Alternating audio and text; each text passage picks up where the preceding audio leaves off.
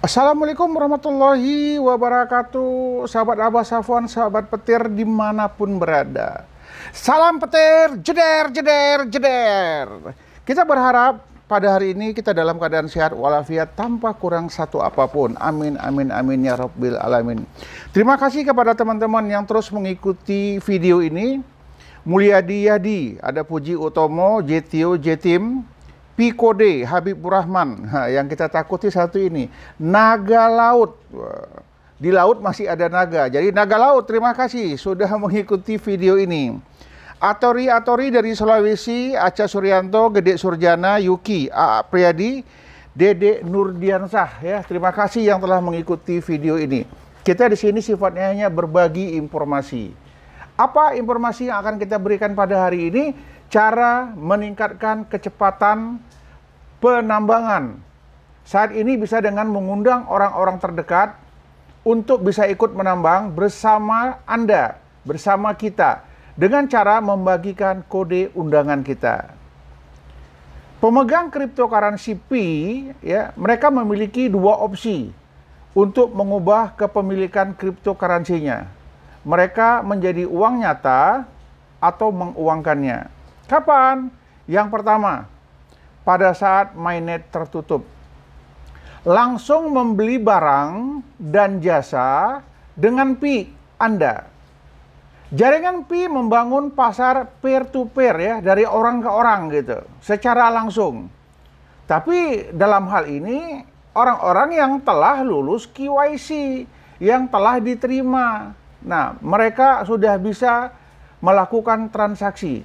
Langsung menggunakan Pi untuk membeli barang dan jasa di ekosistem marketplace yang bergabung ke Pi Network dan penggunaan berikutnya dilarang. Ya, jadi ada yang boleh dan ada juga yang dilarang. Ya, hati-hati. Kenapa? Mengumpulkan Pi itu tidak mudah. Mengumpulkan Pi itu tidak gampang. Apa saja yang dilarang? Yang dilarang adalah yang pertama, pada saat mainnet tertutup ini ya, pertukaran Pi untuk mata uang fiat ya, ini dilarang, tidak diperbolehkan. Kemudian apalagi yang dilarang? Pertukaran Pi untuk cryptocurrency lainnya. Nah, jadi dalam hal ini mungkin Pi ditukar dengan Bitcoin, Pi ditukar dengan Ethereum, Pi ditukar dengan yang lain-lainnya. Ini dilarang, untuk saat ini dilarang, tidak diperbolehkan. Kemudian transfer untuk Pi, untuk janji fiat atau mata uang kripto lainnya di masa mendatang. Transaksinya sekarang, pertukarannya nanti di masa mendatang. Ini perlu diwaspadai, hati-hati. Kenapa? Kalau sempat ketahuan oleh core team, jelas ya, sudah dilarang, masih dilaksanakan juga, mungkin nanti koin kita di-ban langsung, dihanguskan, dibakar. Jadi sia-sia pekerjaan kita. Jadi Pi Network ini mengajak kita untuk jujur ya, dalam bertransaksi, dalam bermain di Pi Network. Harus adalah orang-orang yang sportif, orang-orang yang jujur. Kemudian kedua, mainnet terbuka. Menukar Pi dengan mata uang fiat di bursa cryptocurrency. Core team tidak mengontrol kapan pertukaran mata uang kripto. Ya, seperti di Binance, ya, Coinbase, Kraken, dan lain-lain. Memutuskan untuk mencantumkan Pi.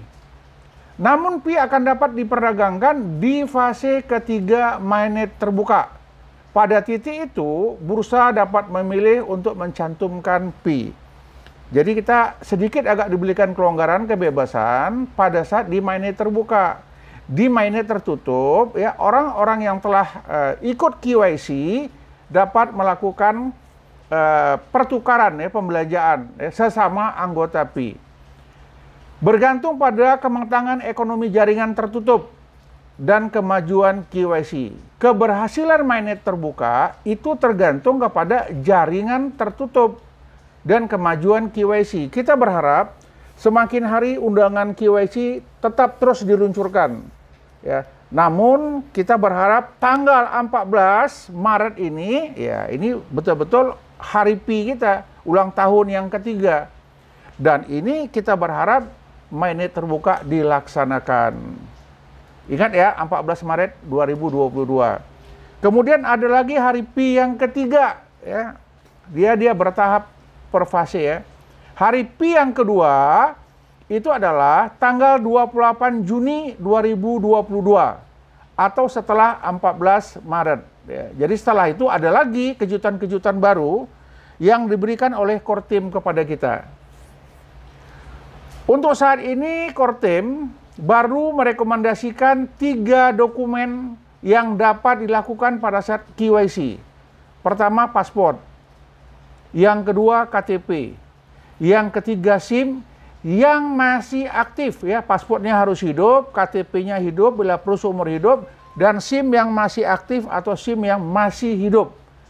Dokumen tersebut nanti berlaku untuk proses KYC. Dan perlu diingat, catatan khusus.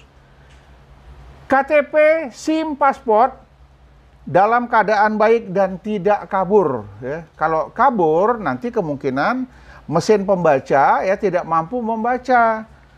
Kita khawatir nanti kesalahan-kesalahan kecil akan terjadi. Apakah kesalahan huruf yang ragu-ragu, yang tidak terbaca karena sudah kabur.